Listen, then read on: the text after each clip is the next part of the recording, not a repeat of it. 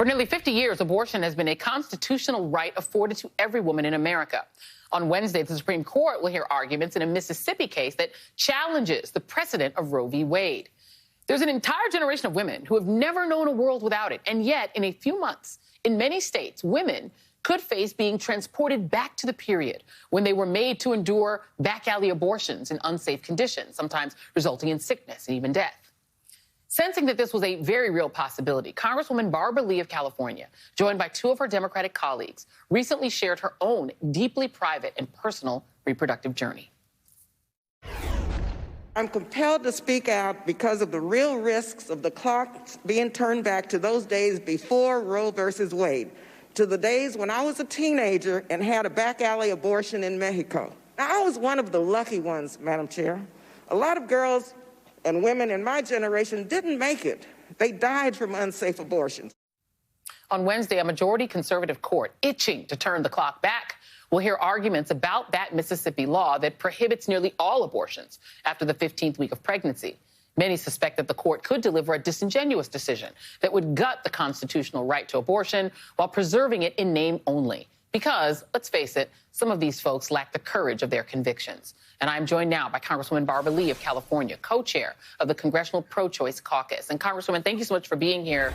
You know, you so bravely talked about the fact that you were one of the lucky ones who survived having to endure a back alley abortion. We are getting very close to the stage where that's going to be reality again in states like Mississippi. I fully believe that this right-wing court is going to overturn Roe v. Wade. So what happens then, if in fact they even gut it to the point and do to it what they've done to the Voting Rights Act and leave it basically limp and dying, what happens to American women? Thank you, Joy, for having me. And this is a very important decision as it relates to our reproductive freedom. And let me just say what we have done in the House, led by Congresswoman Judy Chu, the Women's Health Women's Health Protection Act. We have passed that over into the Senate, and hopefully the Senate will pass it. And what that will do is codify, make into law Roe versus Wade. Right now, states, as you see, they're doing anything they want to do to deny access to the full range of reproductive health services, including abortion care. And that's why we've got to pass this bill and pass it quickly. Are you surprised that there's been relative silence on this issue, even as you have a Handmaid's Tale law that passed in Texas? Lots of outrage about that. But, I mean, this is being cloaked in Christianity on the other side. Where are the churches that are going to have to minister to these women, who some of whom are going to die in the process of trying to get end of pregnancy?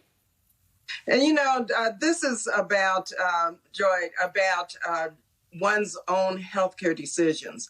Whether you believe or not believe in abortion, that's not the issue. The issue is a person having the right to make their own decisions about their own lives. And when you look at the equity issues, of course, it's Black and brown women who have historically been denied access because of the economic issues and because of racism and because of all of the issues we know so well.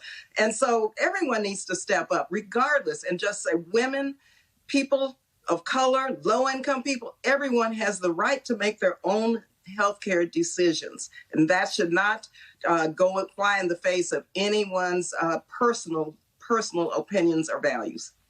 You know, the Senate can't be bothered to take up the Build Back Better bill anytime soon. Joe Manchin has made it clear he doesn't care about that. Kyrsten Sinema has made it clear she doesn't care about that or voting rights or anything else that the progressives and that the House cares about. What confidence do you have that these people in the Democratic side will do anything about abortion rights? Joy, I have to have hope. I have to be optimistic. And this is about organizing. It's about political action. And I have to salute our young women, our women of color. We've organized around the country with our activists. We'll be out in front of the Supreme Court with thousands of people on Wednesday. And so we know it's an uphill battle, but we've got to fight. When we fight, we win. And so regardless of the Senate's composition, we've got to make sure that all of those who are on the fence or who don't want women's reproductive freedom and want access to the full range of healthcare services, we've got to make sure they change their minds. And this is going to be about political action, and we've got to win this one because you're right. It's a matter of life and death for so many people. Yeah, indeed. And I want to just acknowledge right now that we had a very important and very sad event happen over the last couple of days. Former Florida Congresswoman Carrie Meek died on Sunday at the age of 95, the grandchild of a slave and a sharecropper's daughter who was born in 1926. She became one of the first Black Floridians elected to Congress since Reconstruction. She was a fierce advocate for affirmative action and equal economic opportunities for the poor. Ms. Meek was elected to Congress in 1992 and represented the Miami-Dade era for a decade. She was succeeded by her son, Kendrick Meek. And our condolences, obviously, to the family and to the whole Miami-Dade community that she called home. And Congresswoman, I want to give you an opportunity just to reflect on this incredible woman who was a charter member of the Congressional Black Caucus, or not a charter member, but she was a active member of the Congressional Black Caucus and somebody Miamians really loved. Sure, Joy. My condolences go out to her son, Kendrick Meek, and all of her family. I knew Carrie so well, and she was a truly woman warrior. And let me tell you, just seeing her picture brought smiles to my face. When I came to Congress, she mentored me, and she called me Bobby. She just started calling me Bobby. You've got to get on the Appropriations Committee. She was on the Appropriations Committee. She taught me the ropes on how to bring home tax dollars, resources for community-based efforts. She was a fighter for education. She loved children, and she was always happy.